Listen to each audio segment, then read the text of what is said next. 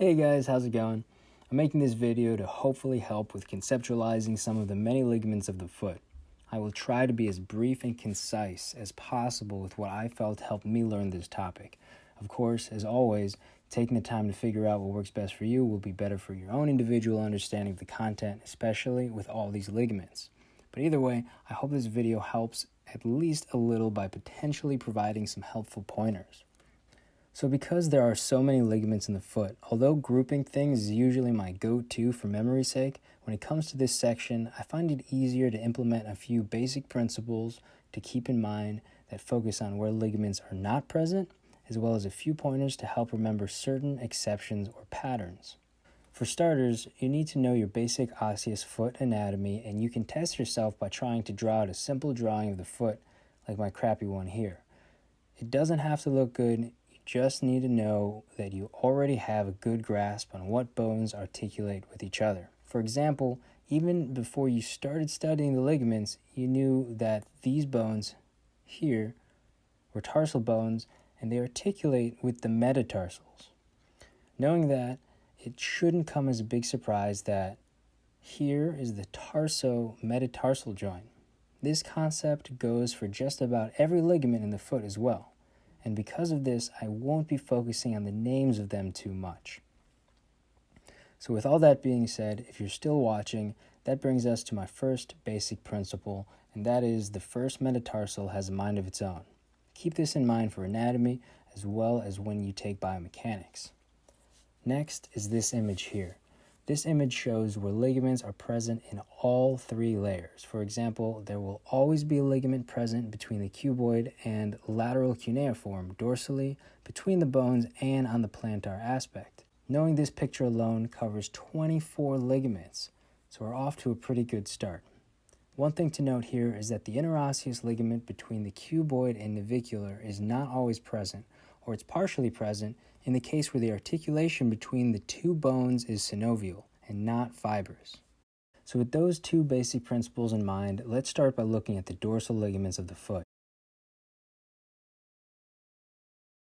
We'll start by adding in the ligaments we know are present in each of the layers first and see what we still have to cover. There are only three things I keep in mind about all the dorsal ligaments. The first thing is every articulation has a ligament. If you know your basic anatomy, you know all the dorsal ligaments.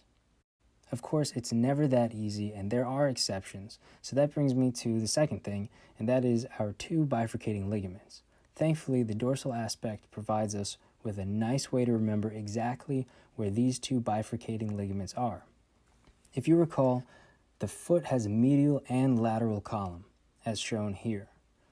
And the two bifurcating ligaments that we find on the dorsum of the foot are found bridging these two columns together.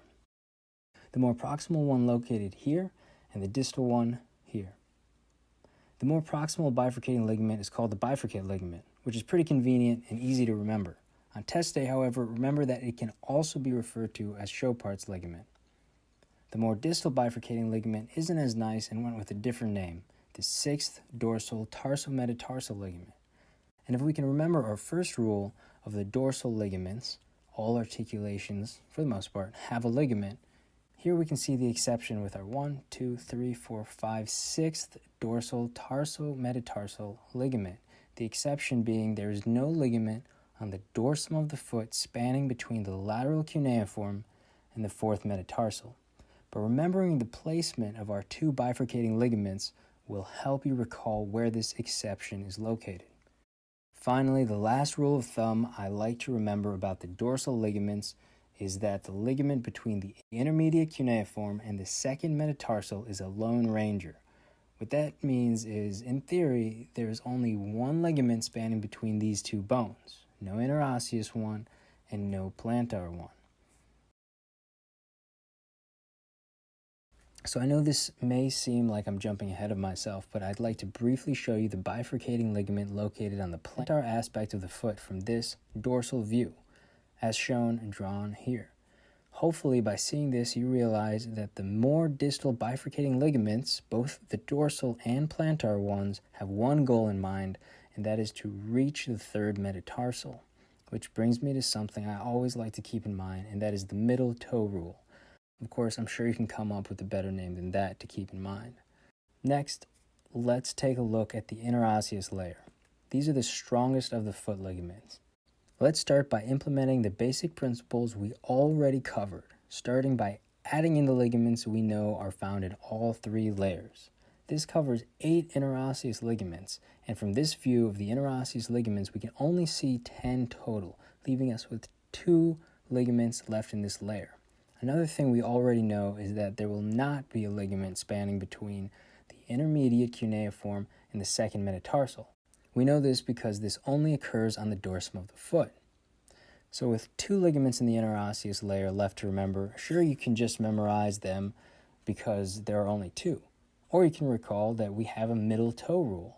And while the dorsal and plantar ligaments are reaching for the 3rd toe, as you can see drawn here, the interosseous layer is completely avoiding the 3rd metatarsal.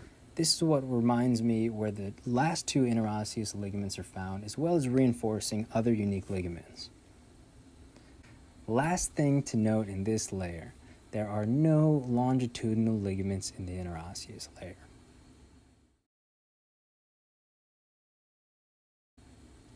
Finally, that brings us to our plantar ligaments. We'll start by adding in what we already know. These ligaments are in all the layers. There is never one here, except for on the dorsal aspect.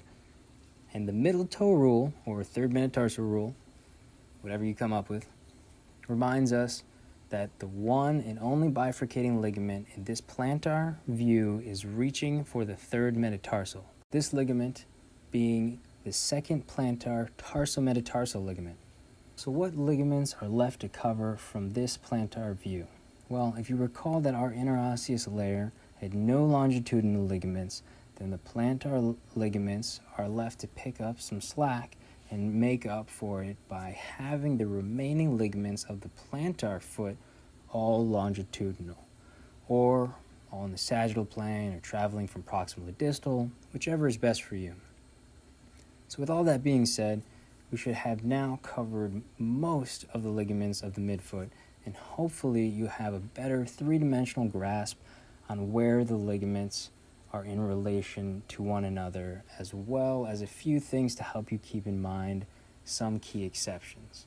Thanks for watching, and again, this video is not a replacement for your notes and definitely more of a study aid than anything. This was just one approach to the many ligaments of the foot. Please let me know if you have any questions.